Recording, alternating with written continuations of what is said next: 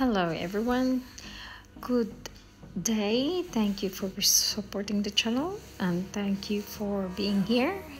Thank you for your likes, subscribe and shares.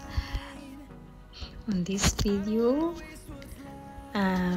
pakita ko sa inyo yung bagong nabili ko, yung lutuan. Kasi pag gumagamit ako ng gas, masyado ng mahal yung gas. Kaya I think yung electricity is more cheaper, more affordable. So ito ang ginawa ko, bumili ako ng bagong slow cooker. Pumunta ko dun sa The Good Guys kasi medyo may special sila. So ito 6 liters slow cooker. Nabili ko lang for $79 sa yung sa feedback na mas maganda na may slow cooker ka kasi i-set up mo lang sa umaga, tapos depende sa o kaya ilagay mo sa auto or something. Pag uwi mo sa hapon or sa gabi, depende sa anong luto mo. Pag uwi mo, luto na yung dinner, so kainin na lang. Ito guys, yung manual at saka may recipes. May recipes dito, maraming recipes dito na nakasama nila. So hopefully I can cook some of that recipes. So I'm hoping na makaluto ako ng masasarap na ulam nito. So ito na. Ito yung lid o takip ng slow cooker. Ano siya? Glass. So oval yung shape ng cooker na ito. Yan, na-unpack na natin. At saka ito, yung lutuan talaga niya, para siyang ceramic. Kasi mabigat. May nakita ako nung nandun ako sa shop.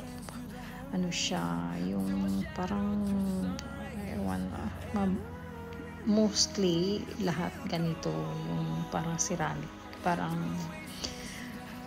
mabigat yung lutuan. At saka may isa parang bago lang yung style, ano siya, 7 liters yun, pero hindi siya ceramic. Ewan ko kung anong type ng material yun. But ito yung hinahawakan ko. Ito yung mabigat. Ito yung ceramic na Tapos, pero yung base, ito guys. Yan, yung base na yan.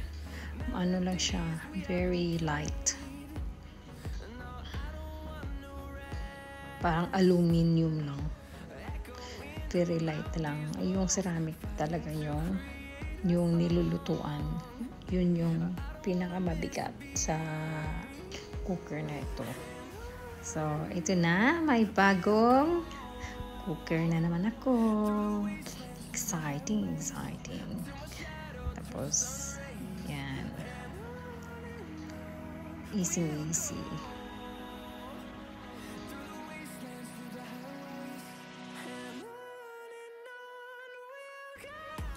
May tatlong heat settings ito guys.